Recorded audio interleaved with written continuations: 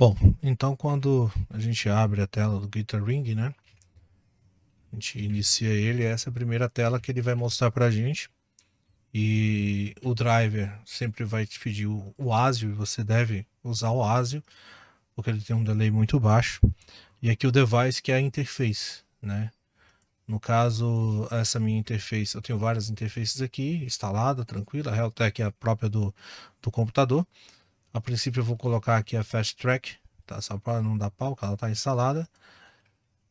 Ela ok, já permitiu. E automaticamente ele vai me falar que uma latência boa seria 259, 256. Essa latência é o atraso, né? E eu não recomendo que você use acima de 256, beleza? E aí aqui ele vai perguntar também qual é a sua entrada. E aí você vai colocar aqui conectado na entrada que você está usando ele, beleza? A sua guitarra, ou o seu baixo. E a saída, que também é a saída que vai estar mandando para a caixa de transmissão, ok? Então, olha só, eu vou abrir do zero aqui, porque vai ter algumas já salvas, alguns presets que você tem aqui, certo?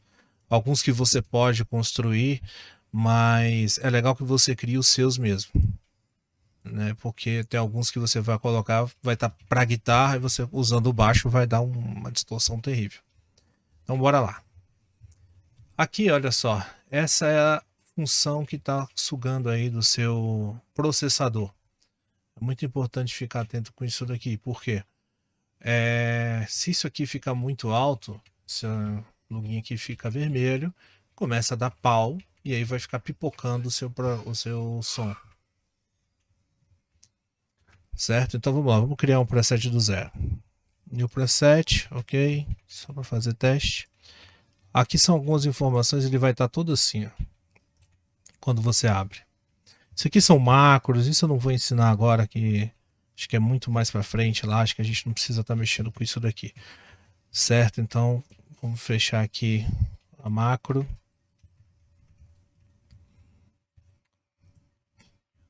E você tem um deck pré e um deck pós. Isso é legal para a gente estudar. Você pode colocar uma música aqui, ó, e ela fica tocando e você vai estar tocando em cima do riff da música e tudo. Isso é muito bacana para estudar, tá? O deck pré também, mas o deck pré, quando você colocar a música aqui, ela vai passar por todos os efeitos que você está colocando no seu contrabaixo. E aí vai dar ruim. Então é legal que você coloque num deck pós. O afinador, que é o Tanner, né? Que a gente. Eu não gosto muito do Tanner dele, para ser bem sincero, acho que não é nada legal. Então eu não uso, prefiro não usar. O metrônomo sim é bacana, embora que também eu prefiro usar um externo, alguma coisa do tipo, mas é bom saber que tem ele. E aqui eu estou apagando para não ficar aparecendo, tá, gente? O volume global, o deck externo que eu falei. E isso daqui, cara, é como se fosse assim mais intuitivo. Ele vai meio que colocando para você, montando algumas coisas que você possa estar querendo. Bom, então criando esse novo preset, ele ficou do zero aqui, você pode colocar um nome, não vou colocar agora. E aqui você tem opções preset, que você pode estar salvando depois, né? E componentes. Aqui é onde está bem interessante. Você tem amplificadores, gabinetes, delay e eco, distorção, dinâmicos, equalizadores, filtros, legacy, modify, modulation, pitch, reverb especial e tools. Quando eu instalei a primeira vez, eu fiquei louco com isso daqui, entendeu? Eu falei, cara, vou encher de coisa aqui, vou fazer um mega super power de um efeito. E aí eu descobri por que as pedaleiras têm uma limitação. Porque quanto mais coisa você coloca, mais você vai ter que ter um puta de um processador, certo? E isso pesa, e pesa muito, então não vale muito a pena, você tem que dar uma boa timbrada, vamos dizer assim. Tem coisas que você pode colocar que vai ser bacana e vai pesar menos no seu processamento do que outras coisas que você vai colocar que vai pesar absurdamente. Então como que normalmente eu começo, né? Aqui a gente tem várias marcas de cabeçotes, tá? Tem algumas que são essas duas aqui, o Bass em Verde e o Bass Pro, são próprias para contrabaixo. Aqui a gente tem algumas outras que tem para guitarra e contrabaixo. Eu particularmente gosto muito de trabalhar com o Bass Pro. Eu vou até mostrar a diferença do Bass Pro para o Bass Invader. Quando você coloca aqui, viu só? Arrastei, coloquei.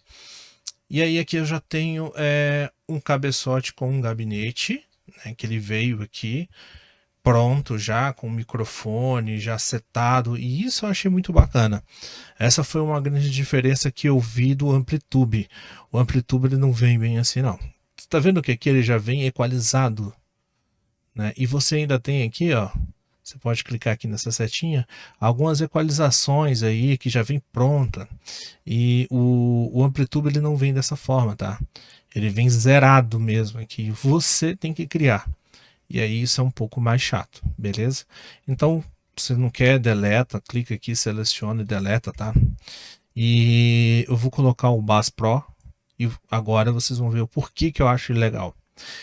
Além dele ter muito mais opções já pré-seletadas aqui, pré-setadas, ele tem esse equalizador aqui gráfico que eu acho muito bacana e muito bom de se usar, né? Eu acho isso muito legal mesmo. E beleza, você vê que ele já tem aqui normalmente a parte do gabinete, né? E você tem a opção de usar duas microfonações. Você está vendo que aqui você tem o ROM. O que é o ROM? O ROM ele é a simulação da distância que o microfone está da caixa, beleza?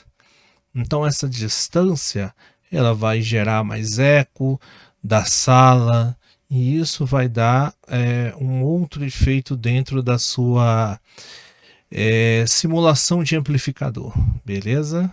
Você vê que aqui, por exemplo, eu acho legal, ele tem, além do gráfico aqui, equalizador, beleza, mas ele tem um bright para você aumentar mais o brilho, ele já tem um corte, né, para aumentar mais o low e aumentar o ganho também de high. Então, eu particularmente gosto muito desse Bass Pro, mas aqui eu vou deixar, vou trabalhar com ele e depois eu vou explicando para vocês com outras opções. Bom, então para a gente entender um pouco também sobre, falei um pouco agora sobre a questão aqui do cabeçote, né?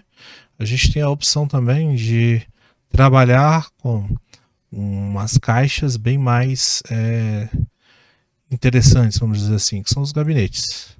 A gente tem o Control Home Pro, que é o que eu gosto de trabalhar, então você clica aqui duas vezes, pronto, olha só. Agora, você tem total controle sobre aquela caixa, sobre qual microfone, sobre qual parte de captação você quer que pegue do alto-falante, certo? E você pode também ligar esse cubo, esse cabeçote, em várias, ou seja, 8 caixas diferentes, para você adquirir um timbre diferente. Vamos trabalhar com um a princípio aqui. Quando você clica nela aqui, tá? Nesse nome aqui, você tem as opções, né? Tem algumas que são próprias para baixo. Como eu disse, tem algumas que são próprias e tem outras que servem tanto para baixo quanto para guitarra. E esse Bass Pro aqui, por exemplo, que é 8 alto-falante de 10, ele é muito bom. Eu gosto demais dele, né? E aqui eu tenho 5 tipos de alto-falantes, né? E de alto-falantes, não, desculpa, gente, de microfones, né? Esse aqui, por exemplo, é um microfone RTA, que serve para medição, ele é muito plano, né? Quando você vê um gráfico de um microfone, que é o quanto ele atenua, ele é muito plano, então ele é bem legal também. E aqui aonde você quer que ele faça a captação desses alto-falantes, né?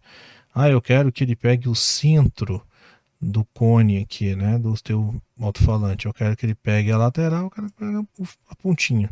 Esse aqui é o volume, tá, dessa caixa, e esse ROM é justamente aquilo que eu falei, que é quando a gente está com a distância desse microfone para essa caixa, e essa distância faz com que você tenha um efeito legal.